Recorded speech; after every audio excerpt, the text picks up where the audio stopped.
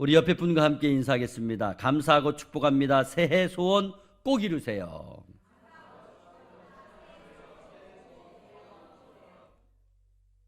예. 오늘 봉독한 말씀을 가지고 조금 길으니까 좀 힘들어요. 예. 새해 소원 꼭 이루세요. 예.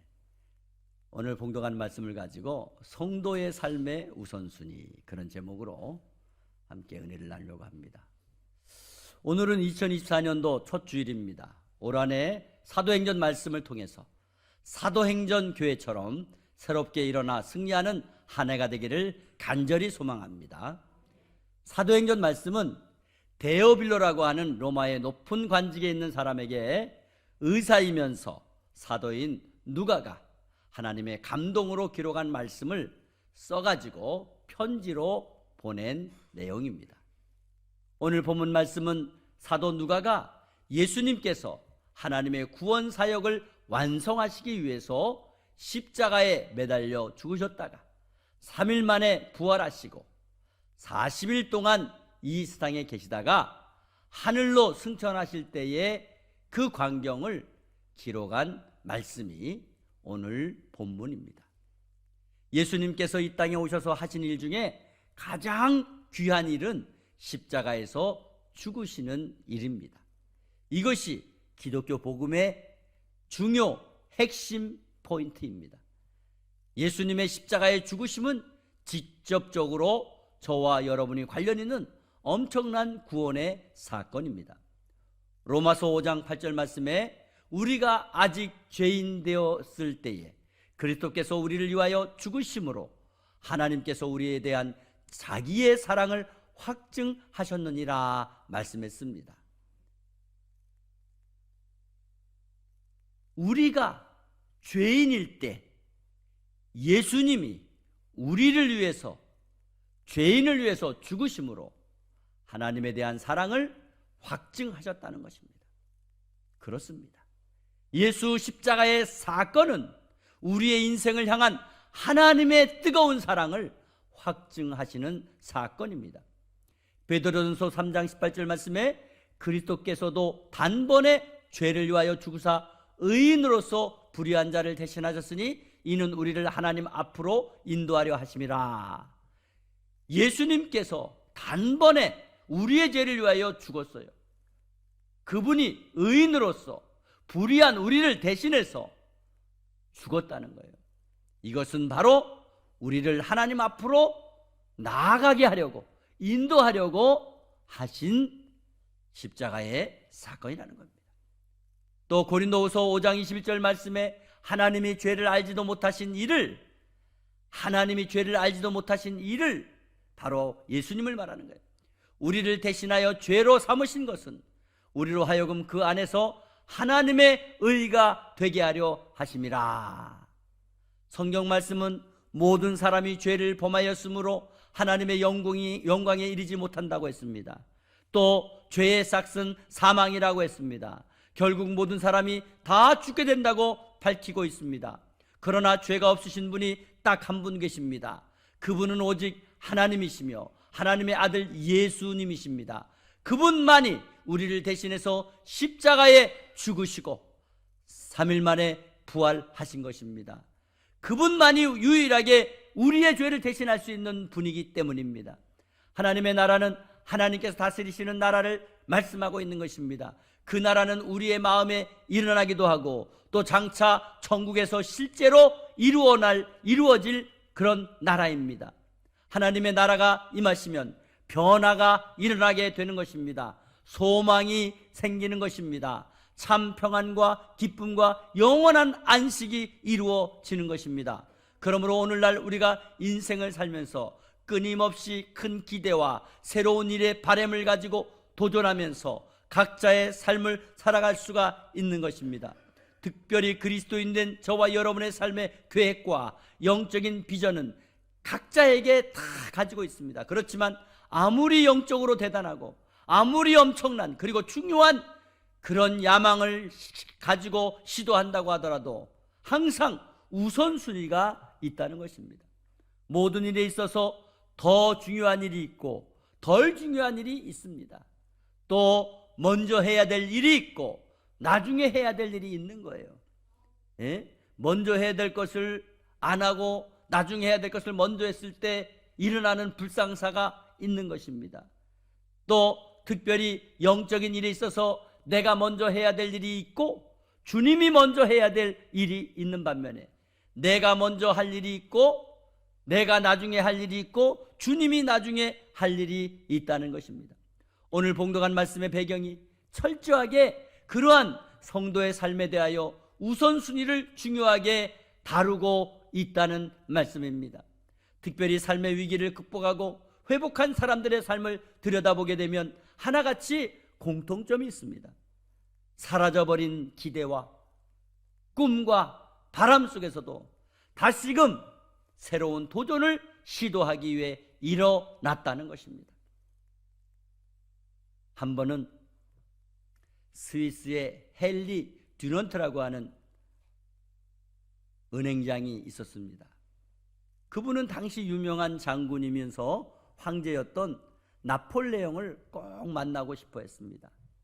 그 이유는 두 가지입니다. 하나는 개인적으로 위대한 인물인 나폴레옹을 한번 만나고 싶었고, 또 다른 이유는 스위스 은행장으로서 프랑스와 협력 관계를 유지하게 되면 앞으로 자기 은행에 큰 유익이 되고 또 자기 나라에 큰 유익이 되는 그런 바람이 있었기 때문입니다. 그것이 장차 자기의 엄청난 성공담에 큰 이력이 될 것이며 또 나름대로 자기의 성공에 대한 야망이 있었다는 것입니다. 드디어 그는 조국 스위스의 경제사절단으로 파리에 가서 직접 나폴레옹 황제를 대면할 수 있는 그런 기회가 주어졌습니다. 그래서 경제사절단으로 프랑스에 가게 되었습니다.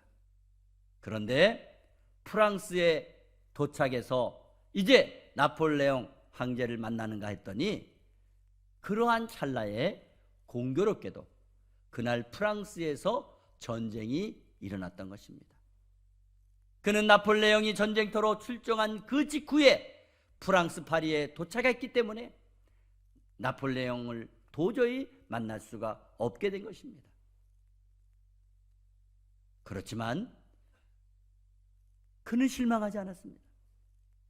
왜냐하면 그는 직접 나폴레옹이 있는 전쟁터까지 따라가게 되었습니다. 마침 프랑스하고 오스트리아가 치열한 전쟁을 하고 있는 그런 상황이었습니다. 그는 난생 처음 포탄이 날아다니고 있는 전쟁의 무서운 광경을 관전하게 되었던 것입니다. 그리고 그 전쟁은 어느덧 끝이 났습니다. 하지만 그는 피투성이가 되어 나뒹굴고 있는 전쟁의 참혹함과 인생의 허무한 것을 보게 되었던 것입니다. 거기서 깨달았습니다. 전쟁은 끝났지만 그는 오랜 기간 거기에 남아서 의사들을 도와주고 부상병을 부축해주고 시체들을 채우는 그런 작업을 했던 것입니다. 프랑스 황제 나폴레옹은 만나서 정치적인 그리고 경제적인 부를 확보하는 일이 그의 야망이었는데 그런 야망이 완전히 물거품이 되고 말았던 것입니다. 그러나 그는 평화에 대한 가치를 하나하나 깨닫게 되었습니다. 이전에 가지고 있었던 세속적인 야망을 다 내려놓게 되었습니다. 그리고 평화를 위해 적극적으로 운동을 전개해 나갔습니다. 그 운동이 바로 오늘날의 적십자의 시작이 되었으며 그분이 바로 첫 번째 노벨 평화상의 수상자 헨리 듀넌트입니다. 자기의 야망은 세상적인 것이었습니다. 그러나 그가 인생을 회고하고 비참한 전쟁터에 한순간에 사라지는 그 생명의 연약함을 보면서 그는 생명을 어떻게 하면 살릴 수 있는가? 어떻게 하면 평화를 유지할 수 있는가? 새로운 일에 도전하여 승리하게 된 것입니다. 오늘 예수님을 따르던 제자들도 각기 바라고 원하고 추구하는 것들이 다 있었습니다. 그것은 자기 민족이 로마로부터 해방이 되는 것이 그들의 소망이었습니다. 동시에 민족이 해방이 되게 되면 나름 예수님께서 높은 자리에 앉게 되고, 그렇게 되면 우편이나 좌편에 앉아서 한 자리씩 차지해 보겠다고 하는 것이 개인적인 야망, 제자들에게 있었던 것입니다. 그런데 그렇게 강력하게 능력을 행사하며 수많은 군중을 몰고 다니시던 나사렛 예수님, 그가 그렇게 허무하게 무기력하게 로마 병정들에게 붙잡히고 고문을 당하고 급기야 십자가에 매달려 죽고 말았다는 것입니다. 그들은 모든 것이 다 끝났다고 생각했습니다. 그들은 이제 아무것도 기대할 것이 없다고 생각했습니다. 그들은 더 이상 아무 희망도 소망도 없었습니다. 그들은 각기 자기의 갈 길로 하나하나 흩어졌습니다. 그런데 얼마 후 예수님께서 다시 살아나셨다는 소식을 전해 듣게 되었습니다. 그리고 부활하신 예수님을 만나게 되었습니다. 그리고 그들은 다시 예루살렘으로 모여들기 시작했습니다. 그리고 이제는 진정 예수를 위해 생명을 바치겠다고 다시 일어나 모이기 시작했던 것입니다. 그들이 다시 모였을 때 그들의 관심은 여전히 예수님께서 어떤 일을 새롭게 시도하시기를 원하고, 그리고 반드시 그런 일이 있을 것이라는 기대를 가지고 있었던 것입니다. 그리고 물었습니다. 오늘 본문 6절 말씀에 그들이 모였을 때에 예수께 여쭈어 이르되 주께서 이스라엘 나라를 회복하심이 이때니까 하니. 그러나 예수님께서는 그들의 기대와 바람과는 전혀 다른 대답을 해주고 있습니다. 그들이 모였을 때에 예수님께 묻는 것입니다. 예수님, 예수님이 부활하셨죠? 예수님이 죽은 가운데 다시 살아나셨죠? 그러면 이제 예수님 이스라엘 나라의 회복이 지금 이때입니까? 언제입니까? 그러나 예수님은 이르시되 때와 시기는 아버지께서 자기의 권한에 주셨으니 너희가 알 바 아니요.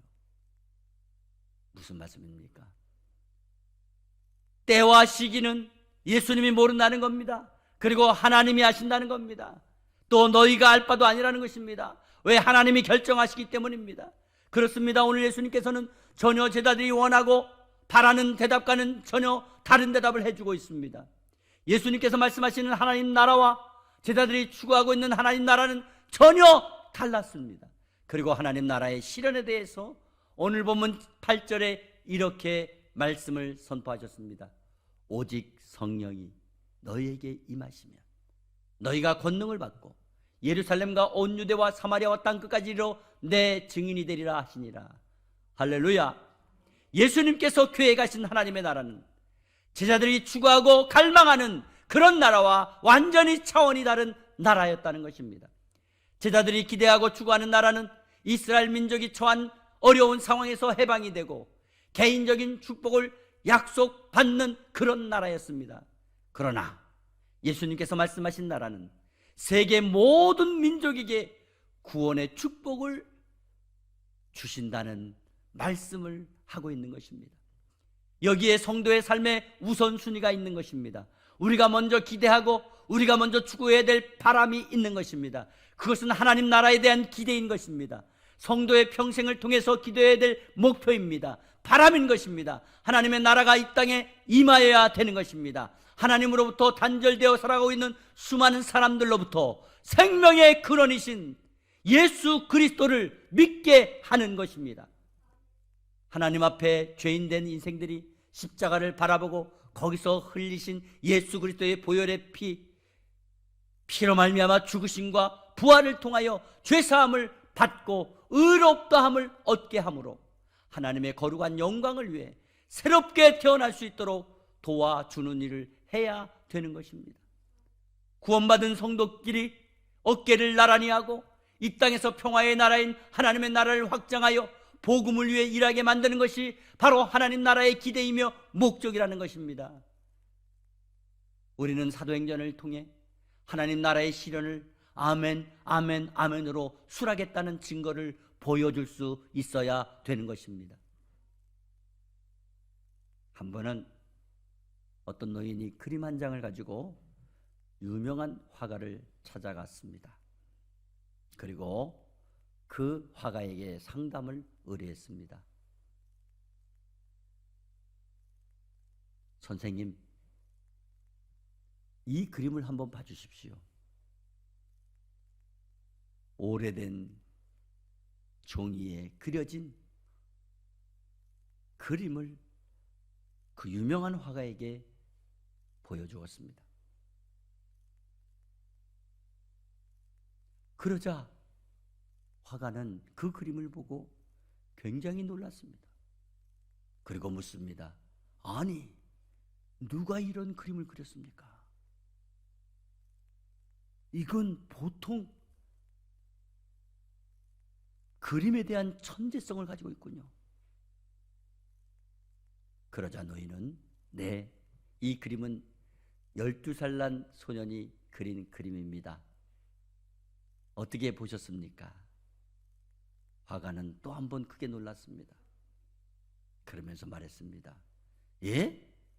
이 그림을 12살 소년이 그렸다고요? 그 소년이 어디 있습니까? 그 소년을 내게 데려오십시오. 내가 그 소년을 이 시대의 최고의 화가로 키워낼 수 있을 것 같습니다. 데려오세요. 그 말을 듣던 노인은 허공을 한참 동안 응시하며 생각에 잠겨 있다가 화가에게 이렇게 말했습니다. 죄송합니다. 그것은 불가능합니다. 그러자 화가는 더 크게 물었습니다. 예? 왜요? 뭐 그 소년에게 무슨 일이 있는 거예요? 그 소년 데리고 오세요. 노인은 한숨을 푹푹 내쉬더니 화가님, 그 12살 먹은 소년이 바로 접니다. 그러는 거예요. 화가는 또 깜짝 놀랐어요. 무슨 말씀을 하시는 겁니까? 당신은 지금 어르신이 아닙니까? 그런데 12살 된 소년이라니요. 마음이 그렇다는 거예요? 그러자 노인은 아니요. 저는 노인이 맞습니다. 그러나 제가 바로 옛날 12살 때 그렸던 그림입니다. 이제는 옛날로 돌아갈 수가 없습니다. 너무너무 후회가 됩니다. 그래서 마음이 쓰리고 아픕니다.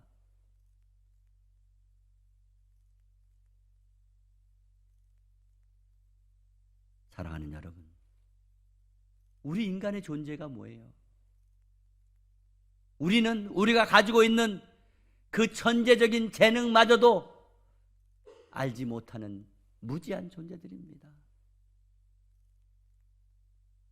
결국 그는 자기의 재능을 발견하지 못했기에, 무시했기에 찬란한 기술과 능력을 무의미하게 허비하고 그리고 후회하는 인생이 되어 있다는 것입니다. 얼마나 안타깝습니까? 사랑하는 성도 여러분, 전지전능하신 주님께서는 하나님 나라의 찬란하고 위대한 구원 사역을 위하여 지금도 저와 여러분을 부르고 계십니다. 오직 성령이 너에게 임하시면, 너희가 권능을 받고 예루살렘과 온 유대와 사마리아 땅 끝까지로 내 증인이 되리라. 오늘날 여러분은 무엇을 위해 살아가고 계십니까? 무엇을 위해 인생의 나머지를 살아가시겠습니까? 무의미하게 그날 억지로 버티며 살아가는 이웃들에게 복음을 전하며 그들의 삶이 변하는 놀라운 감격을 맛보고 싶지 않으십니까? 이 변화의 복음이 땅끝까지 전해질 수 있다는 이 놀라운 하나님의 능력을 인정하는 성도야말로 이 세상을 감당할 수 있는 믿음의 공동체요, 성도라고 생각합니다.